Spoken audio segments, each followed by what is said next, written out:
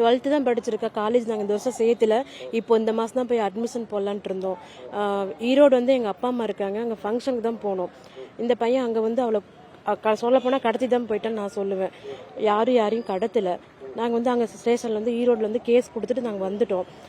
இங்கே வந்து பார்த்தா செவ்வாய்க்கிழமை காலையில் தாலி கட்டியிருக்காங்கன்னு எங்களுக்கு நியூஸ் வந்துச்சு. காம்ப்ரமைஸ் பண்ணலான்னு சொல்லிட்டு அந்த ஊர் தலைவர் வந்து எங்களை கூப்பிட்டாங்க. சரின்னு சொல்லிட்டு நாங்களும் வந்தோம். நாங்கள் எல்லாருமே வெயிட் பண்ணோம். பையனுடைய அப்பா அம்மாவும் வெயிட் பண்ணாங்க. அவன் பையனும் பொண்ணும் வரவே இல்லை. நான் கேட்கறது என்னன்னா, பொண்ணை வந்து என் கண்ணில் காட்டுங்க. இது வரைக்குமே கண்ணில் காட்டல.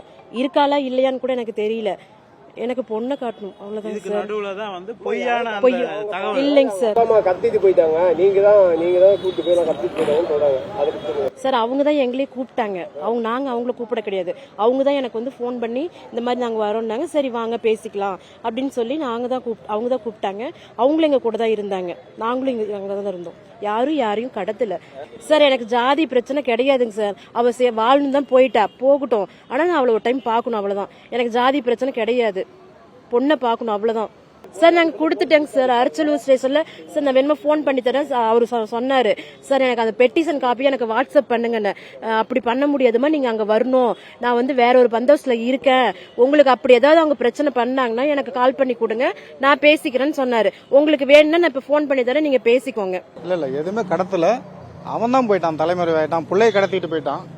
அவன் தான் தலைமறை ஆயிருக்கான். இது வரைக்கும் எந்த தகவலும் இல்லை. நேற்று கிட்டத்தட்ட ஒரு 4 மணிலிருந்து நைட்டு 10 மணி வரைக்கும் எங்களை வந்து இதை வரேன்ட்டு இது பண்ணிட்டு அதுக்கு மேலே ஃபோன் சுவிட்ச் ஆஃப் பண்ணி வச்சுட்டான்.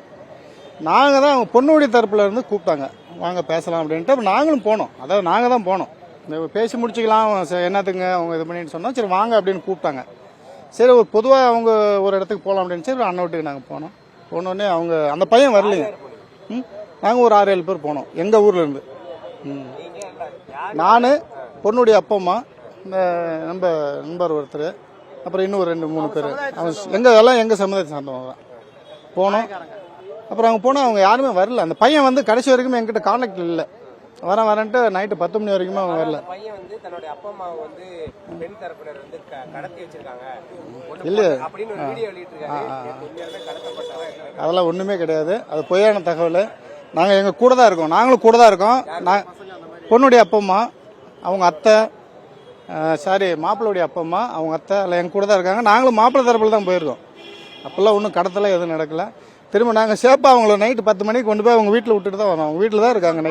நைட்டு 11 மணிக்கு போலீஸ் போய் என்கொயரி பண்ணுறாங்க. அவங்க வீட்டில் தான் இருக்காங்க அப்பா அம்மா 2 பேருமே.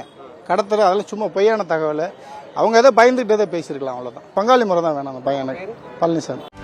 செய்திகளை உடனுக்குடனும் துல்லியமாகவும் தெரிந்து கொள்ள சப்ஸ்கிரைப் பண்ணுங்க.